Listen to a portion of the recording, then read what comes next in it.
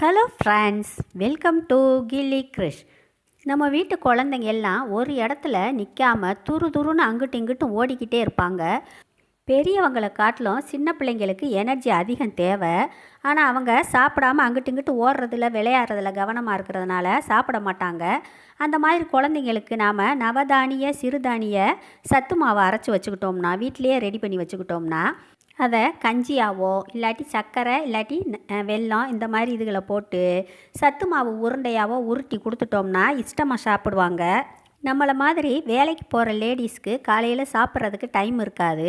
அறக்க பறக்க வேலையெல்லாம் முடிச்சுட்டு பறந்துக்கிட்டு இருப்போம்.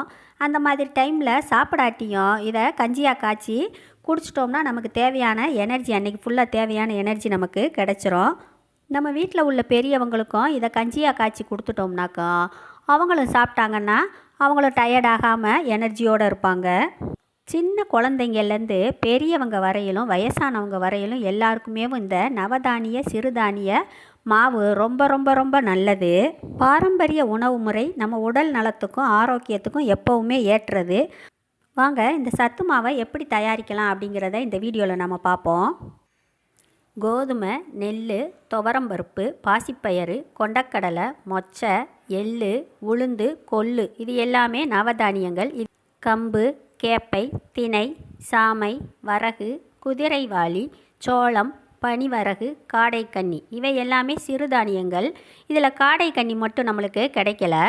இந்த நவதானியங்கள் சிறுதானியங்களோட முந்திரி பருப்பு, பாதாம் பருப்பு, ஏலக்காய், ஜவ்வரிசி, பொரிகடலை, கவுனி அரிசி, சிவப்பரிசி, மக்காச்சோளம், பார்லி, தட்டாம்பயிறு இவைகளையும் தனித்தனியாக வறுத்து அரைச்சிருக்கோம். கடையில் மொத்தம் 28 பொருட்கள் வாங்கினேன். எல்லாமே 100 கிராம் வாங்கி அதை இரும்பு வடைச்சட்டியில் ஒன்றையும் தனித்தனியாக 2 நிமிஷம் வறுத்தா போதுமானது. அதை தொட்டு பார்க்கும்போது நல்லா சூடாக இருக்கணும், அந்த அளவுக்கு வறுத்தா போதும். வறுத்து அதை நல்லா ஆற வச்சுட்டு அதை நம்ம ரைஸ் மில்லில் கொண்டு போய் வலுவலுன்னு அரைச்சிட்டு நல்லா அதையும் ஆற விட்டு டப்பாவில் போட்டு வச்சுக்கிறணும். நாம் வறுக்கும்போது மீடியம் ஃப்ளேமில் வச்சு தான் வறுக்கணும், ஹை ஃப்ளேமில் வைக்கக்கூடாது. அதை கவனத்தில் வச்சுக்கோங்க. நாம் அரைச்சி வச்சுருக்கிற பவுடரில் டெய்லி 2 ஸ்பூன் எடுத்து கஞ்சியாக காய்ச்சியும் குடிக்கலாம், இல்லை பாலில் போட்டு நல்ல சூடான பாலில் போட்டு ஆற்றியும் குடிக்கலாம், இல்லை உருண்டைகளாக போட்டு அதில் நெய் ஊற்றி உருட்டி சாப்பிட்லாம். எப்படி சாப்பிட்டாலும் ருசியாக இருக்கும், நமக்கு உடம்புக்கு சத்து சேரும். நம்ம 1 மணி நேரம் மெனக்கெட்டால் போதும், நம்ம குடும்பத்தில் உள்ள எல்லா பேருக்குமே சுவையான சத்தான ஆரோக்கியமான உணவுப் பொருள் கிடச்சிரும்.